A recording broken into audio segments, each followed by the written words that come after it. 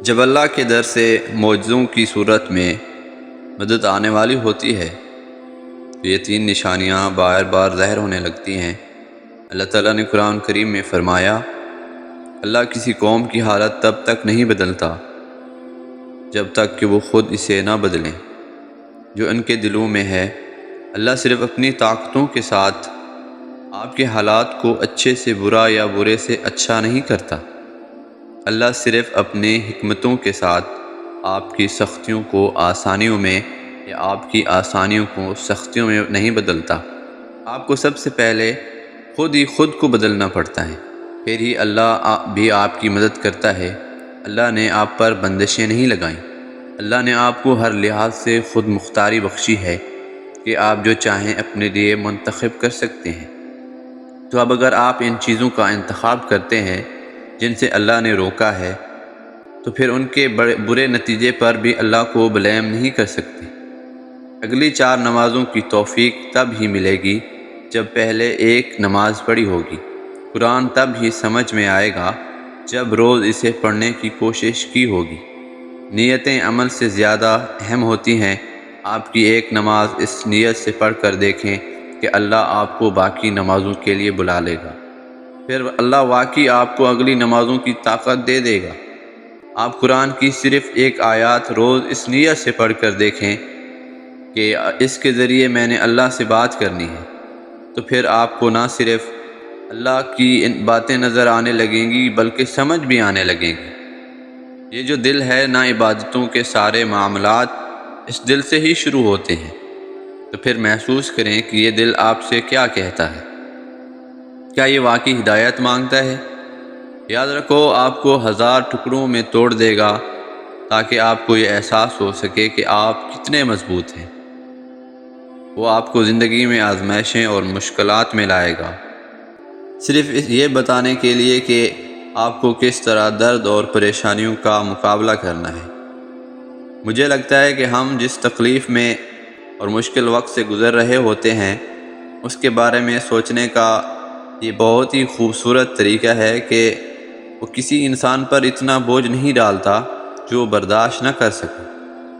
یعنی آپ اس تکلیف کو برداشت کرنے کی طاقت رکھتے ہیں، تو اس لیے وہ آپ کو آزمائش میں ڈالتا ہے تاکہ آپ اور زیادہ مضبوط ہو سکیں اور اللہ کے مزید قریب جا سکیں۔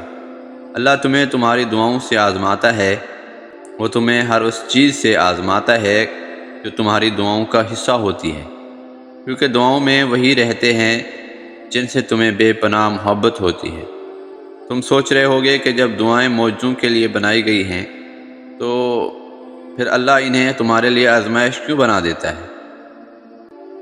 وہ ایسا اس لیے کرتا ہے کیونکہ دعائیں تو توکل کی دلیل ہوتی ہیں، اور اللہ کہتا ہے کہ تمہیں کیا لگتا ہے کہ تم کہو گے میں ایمان لایا اور تمہیں آزمایا نہ جائے گا؟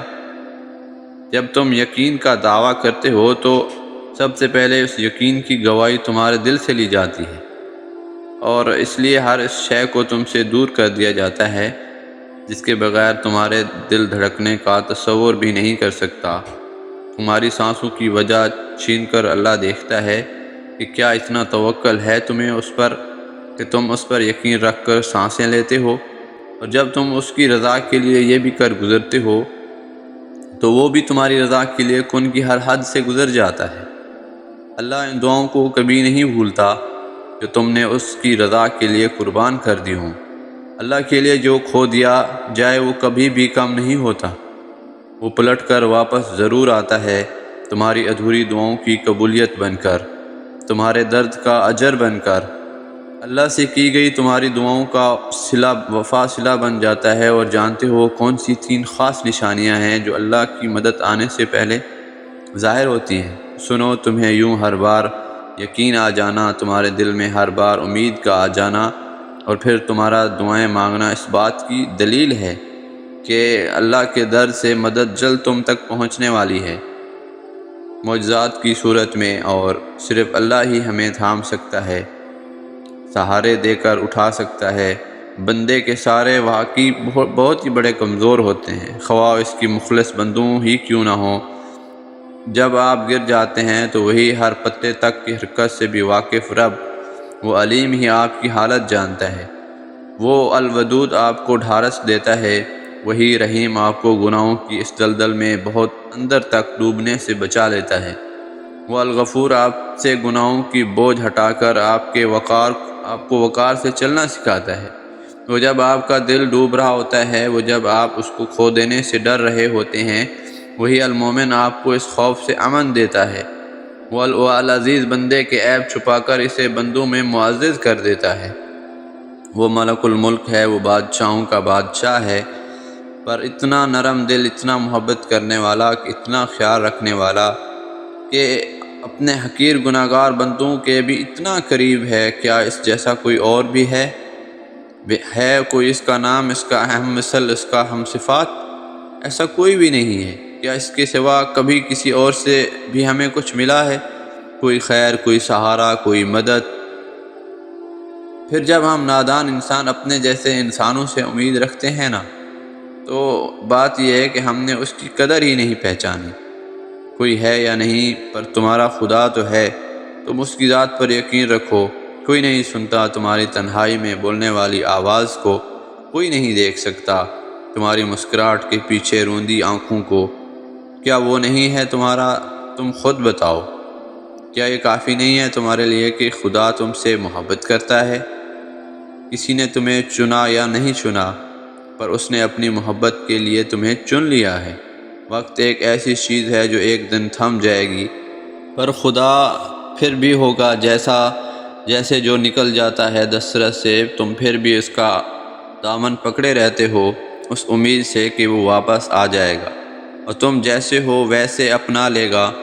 پر وہ کہاں روکتا ہے؟ لوگ لوگوں سے ملتے ہیں اور چلے جاتے ہیں، پر خدا تب بھی ہوتا ہے جب تم سوچتے ہو ہر دروازہ بند ہو چکا ہے، پر اسی وقت دروازہ تمہارے لیے کھولتا ہے، وہ دروازہ جس پر تم کبھی گمان بھی نہیں کر سکتے۔ اس لیے آپ کو اللہ کی ذات ہی کافی ہے۔ وہ ایک واحد ہے جو تمہارا خیال رکھتا ہے، تم جیسے ہو وہ ویسے اپناتا ہے۔ پھر کیوں رک گئے ہو؟ آگے بڑھو اور ایک قدم بڑھاؤ، اور اس دروازے پر جو صرف اس وقت کھلتا ہے جب کوئی تمہارا نہیں ہوتا۔ ایک دن یہ زندگی ختم ہو جاتی ہے، اور پھر ان لوگوں کے پیچھے بھاگنا کیسا جو رکتے ہی نہیں۔ تلاش کرنا تو اس کو کرو جو آسمان، چاند، ستارے اور مسکراہٹ ہر امید بھری چیزوں میں دیکھتا ہے۔ تو پھر اللہ پر ہی بھروسہ کرو، اللہ ہی ہے جو تمہاری مدد کر سکتا ہے۔